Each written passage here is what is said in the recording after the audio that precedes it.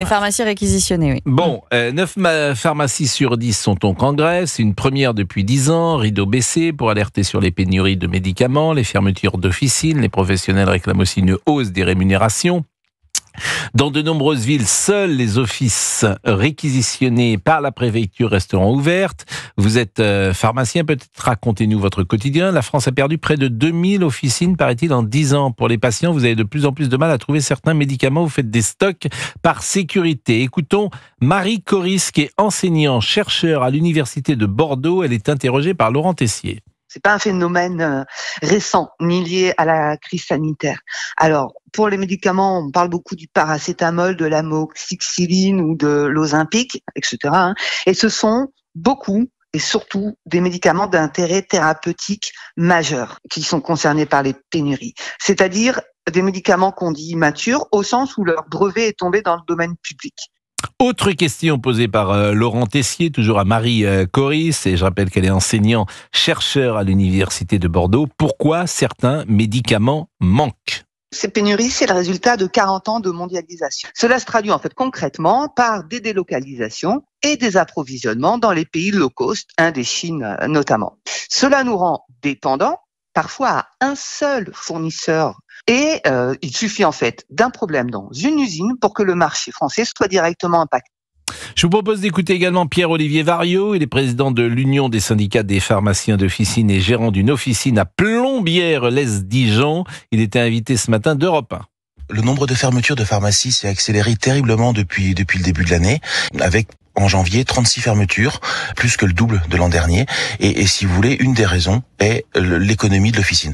Nos prix des médicaments sont encadrés par l'État. Nos honoraires, quand nous dispensons une ordonnance, sont fixés par l'État. On a, comme tout le monde, une inflation qui est galopante, même plus galopante que l'INSEE, à peu près 1,8 fois plus rapidement que l'INSEE.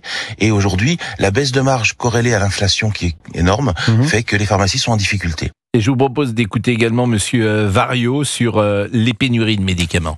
Les pénuries de médicaments qui nous consomment un temps énorme, c'est 12 heures par semaine de temps humain passé à chercher des médicaments, à appeler les confrères, à appeler les grossistes, les laboratoires, à appeler les médecins pour changer un traitement, à gérer le stress des patients parce qu'ils sont en stress de ne pas avoir leur traitement et ça se comprend. Moi j'ai une patiente qui a un traitement anticancéreux qui me dit oui mais si je l'ai pas le mois prochain je fais comment ? C'est pas grave, je vais le prendre un jour sur 2 mon médicament, comme ça il durera plus longtemps. Et il faut lui expliquer que non, un jour sur 2 il n'est pas efficace. Donc faut pas le prendre comme ça. Donc vous voyez ça, il y a ce stress permanent chez les patients et du coup chez nous. Et je crois que nous sommes avec Bruno qui est pharmacien. Bonjour Bruno. Bonjour Pascal. Vous êtes dans la région parisienne, à Levallois. Vous faites partie des pharmacies qui sont en grève ? Bien entendu, avec tous les problèmes qu'on soulève depuis des années et surtout depuis ces dernières années, avec la rupture des médicaments, le changement de tout ce qui se passe aujourd'hui en pharmacie ne convient pas du tout à la pharmacie. Vous avez entendu qu'on ferme des pharmacies, il y a des pharmacies qui ferment.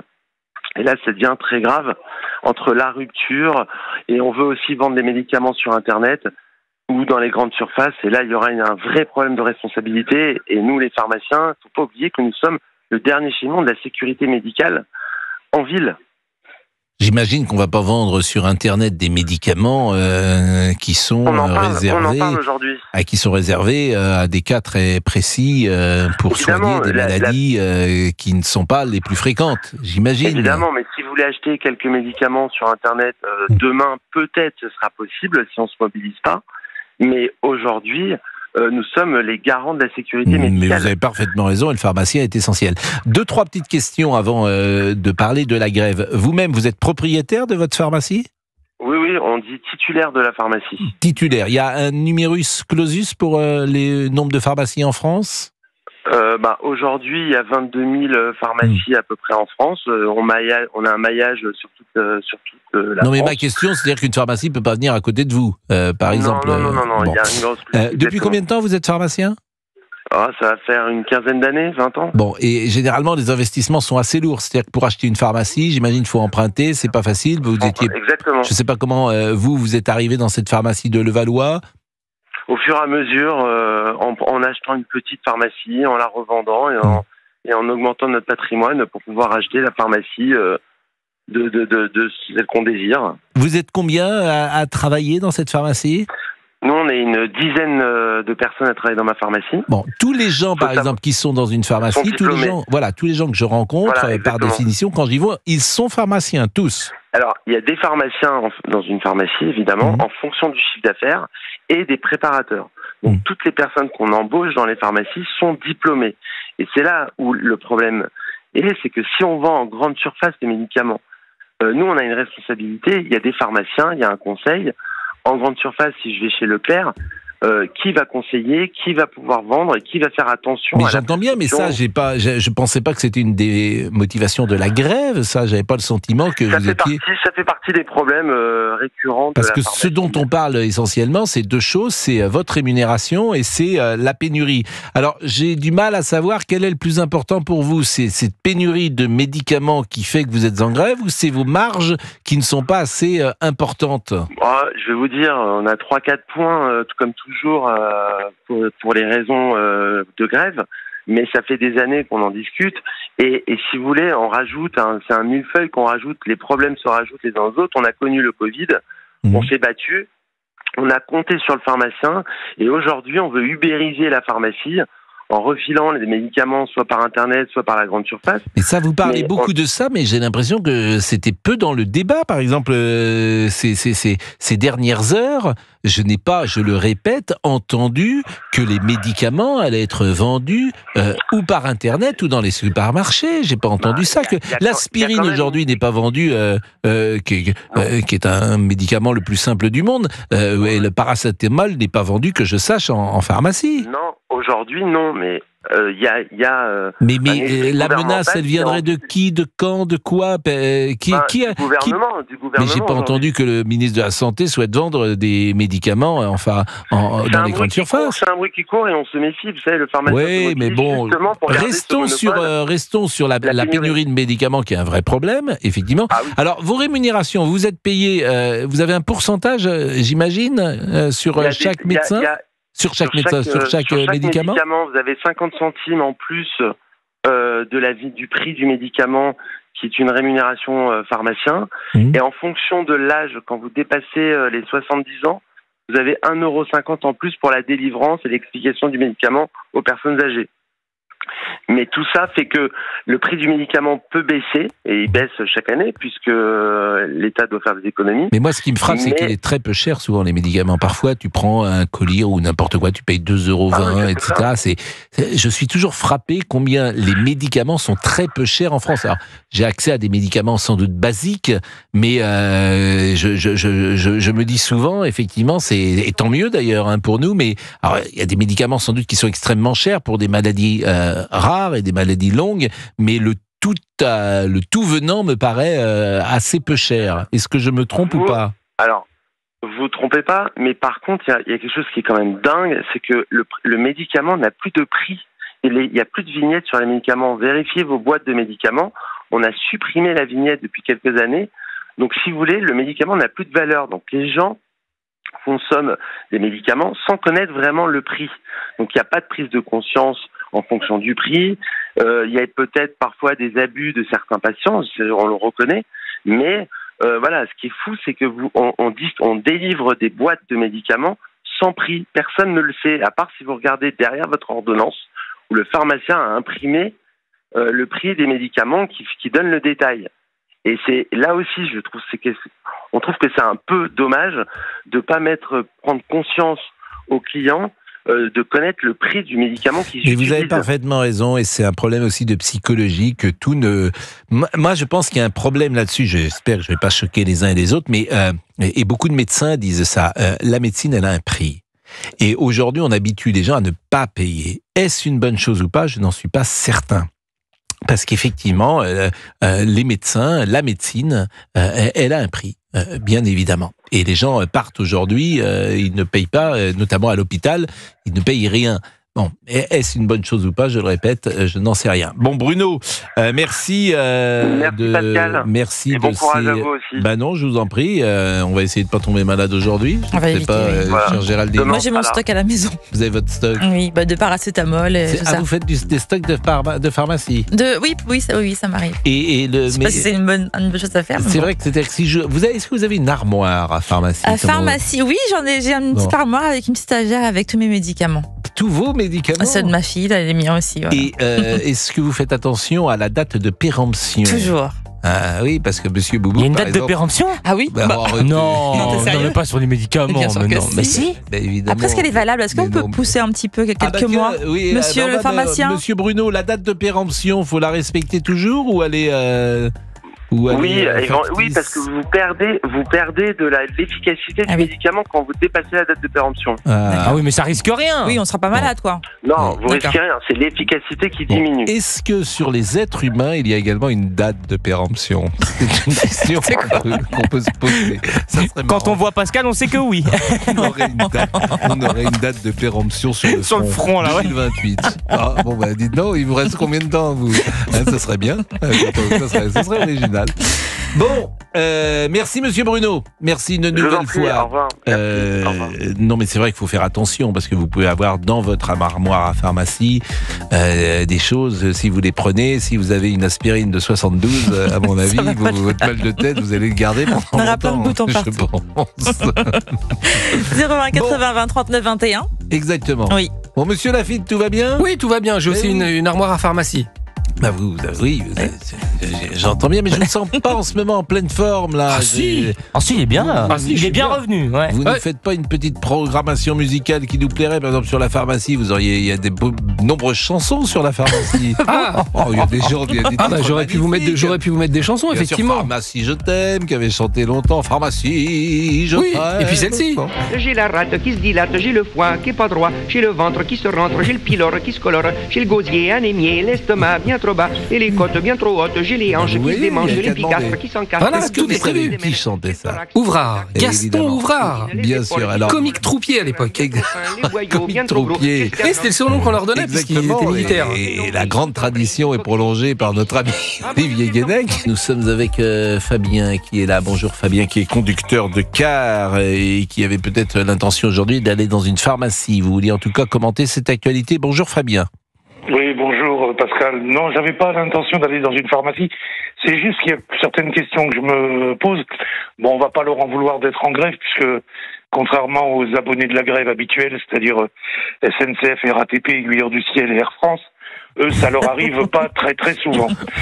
Après, la seule chose, c'est qu'on entend sans arrêt parler de la pénurie de médicaments. Bon, on nous a expliqué, l'auditeur, le pharmacien qui est avant a expliqué qu'il y avait, à cause de la mondialisation, mais la sécurité sociale est dans le rouge et on distribue dans certaines pharmacies les médicaments comme si c'était des bonbons. Je pense à une certaine chaîne de pharmacies qui s'installe un peu partout. On va pas donner son nom pour lui faire de la pub. Bon, moi, je suis pas au courant de ça. Je sais pas qui. Ça finit par aïe. Donc, vous rentrez. Vous pouvez répéter là parce que j'ai pas entendu. Là. Il y a une chaîne de pharmacie qui se monte un peu partout. Nous, elle vient d'arriver. C'est une pharmacie. Ça commence par là, ça finit par Yette. Voilà, un marquis de. Voilà. Et bon, vous entrez là-dedans, c'est carrément le servez-vous un suppôt acheté, un suppôt offert, quoi. C'est vous voyez toujours les mêmes personnes qui rentrent là-dedans. Je connais pas cette pharmacie. Moi, ce que je voudrais savoir, c'est pourquoi en France. Je vais y aller. C'est un bon slogan. Je vais y aller. Un suppôt acheté. C'était un exemple. Là, vous pouvez prendre autre chose. Hein, oui, bien oui, mais non, mais vous nous avez donné envie. Moi, ce que je voulais savoir, c'est pourquoi, pour limiter le prix et les remboursements, comme ça se fait chez beaucoup de nos voisins, on ne distribue pas le nombre exact de médicaments prescrits par le médecin. Au lieu de donner des boîtes et des boîtes. Ah non, mais là, je suis pas d'accord avec vous. J'imagine que le pharmacien donne le nombre de boîtes prescrites par le médecin. Si on te demande 12 ampoules, pourquoi vous dites non? Regardez bien. Bon, on rappelle notre ami Bruno, là. Non, il peut pas. Vous en avez toujours plus, alors que vous allez en Allemagne, en Angleterre ou n'importe quoi, on vous donne des petits flacons, avec à l'intérieur, c'est le pharmacien qui ouvre la boîte et qui vous met exactement le nombre de comprimés. Mais comment vous savez ça? Vous avez vécu en Allemagne ou en Angleterre? J'ai été plusieurs fois en Angleterre, en car, justement. Parce que vous êtes conducteur de car. Il a fallu y aller. Et ça, je l'ai vu. Mais on le voit dans tous les films, hein. Quand vous avez regardez tous les films américains ou les séries américaines où vous avez des meurtres et compagnie, où ils trouvent des traitements et des médicaments, vous avez le nom du pharmacien, le nom du docteur, le nom du patient. Mais bon, je suis d'accord avec vous, mais je voudrais quand même expertiser ce que vous dites plus qu'en voyant dans un film. Non, mais c'est clair, net et précis. Nous, on distribue des médicaments comme des Smarties. J'espère que ce n'est pas le cas. J'espère que ce n'est pas le cas. Alors, il y a sûrement des pharmaciens qui doivent nous entendre en ce moment. J'espère que sur les millions de gens qui nous écoutent, comme en plus ils sont en grève, ils sont peut-être en train d'écouter Europe 1. Donc, moi, j'y vais pas très souvent. J'ai une armoire à pharmacie, elle est pleine. Oui. J'y vais pas très souvent. Mais pourquoi Alors, j'imagine quelqu'un qui y va régulièrement. Mais pourquoi vous avez une armoire à pharmacie pleine? Parce que flemme de trier, ça tombe des trucs qui sont plus valables depuis 1985. Ah oui, effectivement, si vous avez des ampoules de 1985. Vous êtes souvent malade? Vous avez quel âge, Fabien? 55. Bon, 55 ans, vous trouvez que vous êtes en bonne forme? Ouais, sauf de temps en temps un petit rhume, parce que vu que avec le métier que je fais, je suis en contact avec beaucoup de gens, oui, donc, et puis il y a la clim. Un truc qui m'est arrivé, c'est grippe ou rhume ou n'importe quoi. Oui, moi j'ai eu un rhume des foins comme ça. Voilà, mais autrement, vous n'avez rien, vous n'avez jamais été malade? Jamais gravement en tout cas. Bon, vous avez eu le Covid? J'ai jamais fait le test. Ah, bon, comme ça c'est pratique. Et vous êtes vacciné? Pardon? Vous êtes vacciné? Ouais, ça je l'ai fait par contre. Combien de doses? 2. 2 doses. J'ai jamais reçu le papier pour la 3e. Bon.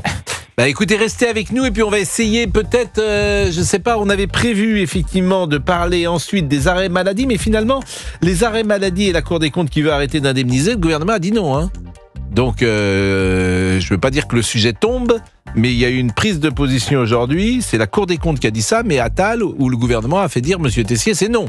Mais le débat peut quand même exister, même si le gouvernement dit non. On peut avoir un débat sur quelque chose qui n'existera pas. J'ai plein d'idées. Mais a priori, c'est vrai que le débat... mais bon, on a construit une émission, nous. Faut bien qu'on... Attendez, on n'a pas travaillé pour rien. Hein. Pardon, mais vous arrivez, les pieds sous le bureau. Non, mais ça va. Pourquoi vous dites mais pourquoi dire? Non, mais je veux dire, on s'adapte. Oui, mais on va le faire. L'information est tombée entre le moment où vous êtes arrivé... on n'a pas vu. Voilà, on n'a pas vu. On va quand même faire la séquence. Comme si ça n'avait pas existé. Vous parlez d'un journalisme. Donc vous voulez qu'on induise en erreur les auditeurs d'Europe 1 qui sont de plus en plus nombreux entre 11h et mais non, 13h. Mais c'est pas ce que je dis. Mais bon voilà, allez, 11h59. Il me fait encore des grands signes, monsieur. Mais oui, il faut envoyer la pub avant. C'est une éolienne, ce mec. Attention. Alors, on était avec Fabien qui pestait contre le gaspillage, disait-il, des pharmaciens qui en donnent davantage que les médecins prescrivent et qui donnent parfois même sans ordonnance. Alors nous, on a appelé un pharmacien puisque vous avez dit Fabien. Il nous a appelé, Pierre nous a appelé. Pierre nous a appelé puisque Fabien, vous disiez que les médicaments sont distribués comme des Smarties. C'était votre expression. Pierre est là. Bonjour Pierre. Bonjour. Bon, rassurez-nous, vous ne donnez toujours que ce qui est écrit sur l'ordonnance. Oui, c'est une légende, bien sûr, c'est une légende urbaine. Ce qu'il faut faire, il faut bien faire la différence, et je pense que votre auditeur a peut-être mélangé, il faut faire la différence entre les médicaments qui sont remboursés par la sécurité sociale et prescrits, et les médicaments qui sont des médicaments conseils qu'on vient acheter sans ordonnance, sans remboursement à l'officine. Effectivement, votre auditeur a parlé de chaînes de pharmacie qui cassent les prix sur les médicaments conseils. Et dans ce cas-là, je dirais que c'est presque même vertueux. C'est pas ce que je fais moi dans mon officine, mais c'est presque même vertueux parce que ça permet aux personnes de se soigner en conseil à moindre coût. Vous voyez ? Autrement, lorsqu'il y a une ordonnance médicale, une ordonnance d'un médecin, nous sommes obligés de suivre la prescription Et bien entendu, il y a des contrôles de la sécurité sociale. Et lorsque nous faisons le tiers payant, nous ne sommes pas remboursés s'il y a un abus de délivrance du médicament par rapport à la prescription. Mais c'est quoi cette chaîne, moi, dont je ne connaissais pas le nom? Elle s'appelle comment? Lafayette, c'est bien ça? Oui, c'est Lafayette, c'est le groupement Lafayette. C'est une chaîne qui est née à Toulouse. Il y a un monsieur Masson, pour tout vous dire. Et elle a combien de temps, cette chaîne Lafayette?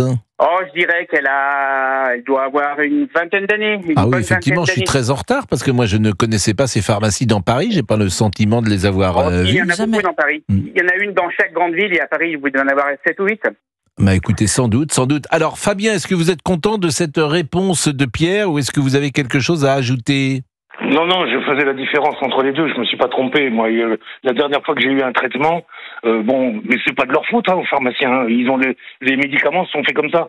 Mais un des derniers médicaments que j'ai eu, je me rappelle plus, il y avait 3 plaquettes aluminium à l'intérieur. Quand j'ai eu fini mon traitement, il me restait 15 médicaments à l'intérieur. 15 cachets, 15 pilules. Donc évidemment, ça, c'est parti à la poubelle.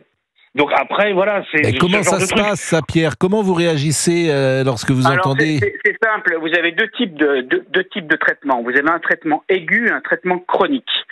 Je dirais qu'au niveau des volumes des médicaments, vous avez à peu près 80% des volumes de médicaments que nous délivrons en pharmacie qui sont des traitements chroniques, c'est-à-dire des traitements que l'on prend à long terme.